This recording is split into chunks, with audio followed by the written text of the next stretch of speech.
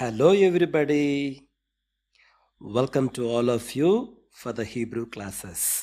ఈ హీబ్రూ క్లాసెస్కు మీ అందరికీ మరొకసారి స్వాగతం. లాస్ట్ 3 క్లాసెస్లో మనము హీబ్రూ ఆల్ఫాబెట్ని నేర్చుకోవడం ప్రారంభించాం. ఇప్పటి వరకు 6 లెటర్స్ని మనం నేర్చుకున్నాం. మరి మీరు ఆ 6 లెటర్స్ను ప్రాక్టీస్ చేస్తున్నారా? మీరు ఎంత ఎక్కువగా వాటిని పలకడం, వ్రాయడం ఇది చేస్తూ ఉంటే ఈ హీబ్రూ లాంగ్వేజ్తో మన ఫెమిలియారిటీ అంత ఎక్కువగా ఉంటుంది. దాన్ని త్వరగా నేర్చుకోవడానికి కూడా అవకాశం ఉంటుంది. మరి ఈ క్లాస్లో మనము ఇంకొక 2 లెటర్స్ను నేర్చుకోబోతున్నాం. అయితే ఈ 2 లెటర్స్ని నేర్చుకున్న తర్వాత once again I will give you a summary of all the letters which we have learned so far. ఇప్పటి వరకు మనం నేర్చుకున్నటువంటి ఈ లెటర్స్ యొక్క సమ్మరీ అనేది నేను ఇస్తాను. మరి మనం ఈ క్లాస్లో నేర్చుకోబోయేటువంటి ఆ 2 లెటర్స్ ఏంటంటే, మొట్టమొదటిది వచ్చేసి జాయిన్, ZAYIN, జాయిన్. దీని ప్రింట్ వర్షన్ ఎలా ఉంటుందంటే ఇలా ఉంటుంది, టీ లాగా ఇలా, జాయిన్. ఇది టీ లాగా ఉంది కదా, అయితే పైన ఆ గీత మాత్రం ఏటవాలుగా ఉండాలన్నమాట. దీని స్క్రిప్ట్ వర్షన్ ఎలా ఉంటుందంటే, ఈ జాయిన్ యొక్క స్క్రిప్ట్ వర్షన్ ఈ విధంగా ఉంటుంది. రైట్, ఇది వచ్చేసి స్క్రిప్ట్ వర్షన్ అన్నమాట. ఇది ఏ రకమైన సౌండ్ని ప్రొడ్యూస్ చేస్తుంది? ఫర్ ఎగ్జాంపుల్ మనము ఇంగ్లీష్లో జూ అన్నటువంటి ఆ పదం ఉంది కదా, దాంట్లో జూ ఆ పర్టికులర్ సౌండ్ని ప్రొడ్యూస్ చేస్తుంది అనమాట, అంటే జడ్ అన్నటువంటి సౌండ్. అదేవిధంగా మనకు ఉదాహరణకి ఈగలు ఎటువంటి సౌండ్ చేస్తాయి? ఈగలు అంటే ఫ్లైస్ ఆ ఏ రకమైన సౌండ్ చేస్తాయి? దాంట్లో జూ ఉంది కదా, ఆ సౌండ్ని ప్రొడ్యూస్ చేయడానికి ఈ జాయిన్ అన్నటువంటి లెటర్ ఉపయోగిస్తారు. నేను దీన్ని కాబట్టి ఇది ప్రొడ్యూస్ చేసే సౌండ్ వచ్చేసి జడ్ అనమాట. రైట్, ఇది గుర్తుపెట్టుకోండి. ఆ తర్వాత ఇదే జాయిన్ లెటర్ని మీరు ఇట్లా రాసి పైన ఒక కామ, అలా కామ పెట్టారనుకోండి, అప్పుడు అదేమవుతుందంటే జా అన్నటువంటి సౌండ్ ప్రొడ్యూస్ చేస్తుంది. చూడండి, జా. జా అంటే ఇప్పుడు జాకెట్ అని మనకు తెలుగులో పదం ఉంది కదా, ఈ జాకెట్ అన్న పదంలో ఈ జా అన్న సౌండ్ ఉంది కదా, దాన్ని ఇలా ప్రొడ్యూస్ చేయొచ్చు. కాబట్టి దీని స్క్రిప్ట్ వర్షన్ ఎలా రాయొచ్చు? ఇలా రాసి ఈ పైన ఒక కామా పెట్టాలి. కాబట్టి ఇది జాయిన్ అన్నటువంటి లెటర్ అన్నమాట. మరి మనం నేర్చుకోబోయే 2వ లెటర్ ఏంటంటే, దీన్ని HEIT అంటారు. ఇది ఈ విధంగా ఉంటుంది చూడండి ప్రింట్ వర్షన్. ఇక్కడ గ్యాప్ ఉండకూడదు, ఇలా ఉండాలి. అలానే దీని స్క్రిప్ట్ వర్షన్ వచ్చేసి ఇలా. అయితే ఈ లెటర్ని మనము యాక్చువల్గా స్పెల్లింగ్ HEIT అని రాసాము, కానీ దాన్ని ప్రొనౌన్స్ చేసేటప్పుడు ఖట్ అని ప్రొనౌన్స్ చేయాలి. ఈ ఖట్ అన్నటువంటి సౌండ్ వస్తుంది.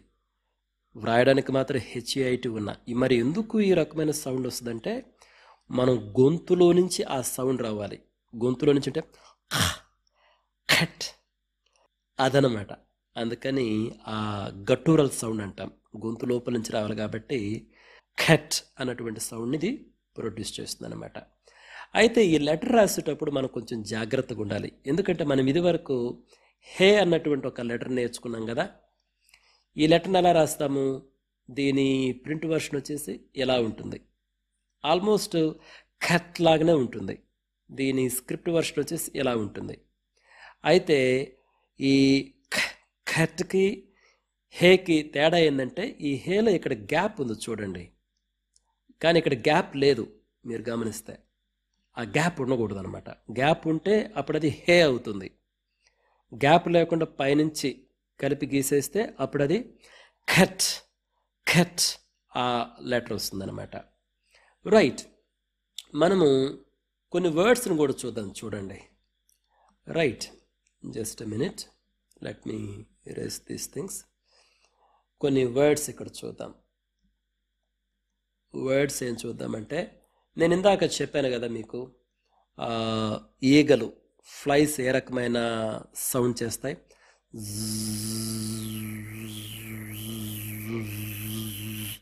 దాన్ని ఎలా రాస్తారో చూడండి. దాన్ని జ్వావ్ అంటారు యాక్చువల్గా హీబ్రూలో. జ్వావ్ ఎలా రాస్తారో చూడండి. ఎలా రాసి, ఇది వచ్చేసి జాయిన్, ఇది మీకు తెలుసు కదా వెయిట్. తర్వాత ఇక్కడ ఒక వవెల్ రాస్తున్నాను. ఈ వవెల్ మనం ఇప్పుడు నేర్చుకోలేదు, తర్వాత నేర్చుకుంటాము. మళ్ళీ వెయిట్. దీన్ని ఎలా, ఇది ఈ లెటర్ ఏం చెప్పాను, ఇది జాయిన్ లెటర్ అనమాట. కాబట్టి ఇది జ లేకపోతే జ అన్నటువంటి సౌండ్ చేస్తుంది. ఇది వెయిట్, ఇది ఊ అన్న సౌండ్ చేస్తుంది. ఇది కూడా వెయిటే, ఇది ఊ అన్న సౌండ్. ఈ మధ్యలో ఒక గీత గీసి ఇవతల చుక్క పెట్టాను చూడండి, ఇది యాక్చువల్గా ఒక వోవెల్ అన్నమాట. వోవెల్ అయితే ఇది ప్రొడ్యూస్ చేసే సౌండ్ అంటే ఊ సౌండ్. అందుకనే ఇక్కడ వెయిట్ ఉంది కదా, ఉవ్ ఉంది, ఇక్కడ వచ్చేసరికి ఊ సౌండ్ ఉంది కదా, ఈ రెండు కలిపి ఊ ఊ అవుతాయి. అంటే ఆల్మోస్ట్ ఇట్లా వస్తాయి అనుకోండి.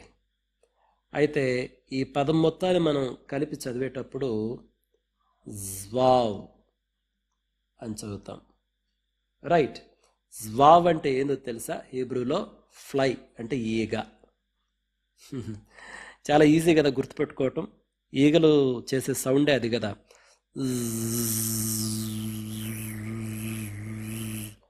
అదే ఆ జ్వావ్ అన్నటువంటి సౌండ్ అనమాట. రైట్, నేను మీకు ఈ వర్డ్స్ చెప్పినప్పుడు మీరు కంగారు పడొద్దు, అంటే ఈ వర్డ్స్ని ఎలా చదువుతున్నారని. జస్ట్ మీకు ఈ యొక్క, మనం ఇప్పుడు ఆల్ఫాబెట్ నేర్చుకుంటున్నాం కదా, ఈ లెటర్స్తో అసోసియేట్ అయినటువంటి కొన్ని వర్డ్స్ని నేను మీకు చెప్పాలని చెప్తున్నాను. తర్వాత నేను వొవెల్స్ చెప్తాను చూడండి. వొవెల్స్ అంటే అచ్చులు. అవి చెప్పినప్పుడు క్లియర్గా మీకు అర్థమైద్ది ఎలా ఈ యొక్క పదాలు నేను చదువుతున్నాను అన్నటువంటిది. ప్రస్తుతానికి ఏంటంటే మనం లెటర్స్ నేర్చుకుంటున్నాం కాబట్టి ఈ లెటర్స్ తోటి వచ్చేటువంటి 1-2 పదాలను మనం నేర్చుకుంటే కొంచెం మనకి ఈజీగా ఉంటుంది అన్న ఉద్దేశంతో నేను వర్డ్స్ చెప్తున్నాను. కాబట్టి వర్డ్స్లో అసలు ఎలా ప్రొనౌన్స్ చేస్తున్నారు అన్న దాని గురించి పెద్దగా వర్రీ కావద్దు. నేను ఈ ఆల్ఫాబెట్ చెప్పిన తర్వాత మీకు వొవెల్స్ చెప్తాను, అచ్చులు. అవి చెప్పినప్పుడు ఎగ్జాక్ట్గా ఈ లెటర్స్ని ఎలా పలకాలో చాలా ఈజీగా నేర్చుకోవచ్చు. It is not at all difficult అనమాట. రైట్, కాబట్టి ఇక్కడ జ్వావ్ అన్నటువంటి పదాన్ని నేర్చుకున్నాం. అదేవిధంగా ఖట్ అన్నటువంటి పదాన్ని దీన్ని ఉపయోగించి దీన్ని ఖట్, ఇది గొంతులో నుంచి రావాలి చూడండి, మనకు అది అంత ఈజీగా రాదు. ఖట్, మనం పొరపాటున ఆ పదాన్ని, ఆ అక్షరాన్ని పలికేటప్పుడు ఉమ్మి ఊసే అవకాశం ఉంది చూడండి. కాబట్టి be careful when you pronounce that. Okay, మొత్తానికి గొంతులో నుంచి రావాలి, ఖట్ అట్లా రావాలన్నమాట. రైట్, మరింతకీ ఈ యొక్క లెటర్ను ఉపయోగిస్తూ మనం ఇదివరకే యాక్చువల్గా ఫస్ట్ క్లాస్లో నేర్చుకున్నాం. అదేంటంటే ఆక్. ఆక్ అని చెప్పేసి నేను ఒక పదం మీకు చెప్పాను. అది ఎలా రాస్తాం మన హీబ్రూలో, ఇట్లా రాయాలి. ఇది ఆలిఫ్, ఇది ఖట్, ఇట్లా. రైట్, ఆక్. ఆక్, ఆక్ అంటే బ్రదర్, సహోదరుడు అనమాట. ఫస్ట్ క్లాస్లో చెప్పాను అనుకుంటా, ఒకసారి వెరిఫై చేయండి. రైట్, కాబట్టి మనం 2 పదాలు చూసాము. ఒకటి వచ్చేసేమో జ్వావ్ అన్న పదం చూసాము, ఇంకొకటేమో ఆక్. దీంట్లో ఖట్ ఈ పదం, ఇది వచ్చేసి ఆలెఫ్ అనమాట, ఈ ఫస్ట్ లెటర్. ఓకే, కాబట్టి డియర్ ఫ్రెండ్స్, మనం ఈ క్లాస్లో 2 లెటర్స్, ఒకటి వచ్చేసి జాయిన్, ఇది ప్రింట్ వర్షను, ఇది వచ్చేసి స్క్రిప్ట్ వర్షన్. రెండోది వచ్చేసి ఖట్, ఇది ఈ విధంగా రాయాలన్నమాట.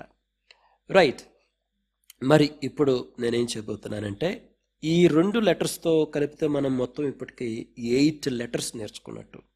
ఈ 8 లెటర్స్ని నేను సింపుల్గా జస్ట్ ఒకసారి రాస్తాను, ఎక్కువ వివరణ ఇవ్వను కానీ జస్ట్ ఒకసారి రాస్తాను just give you a summary so that it would be a good practice for all of us అనమాట.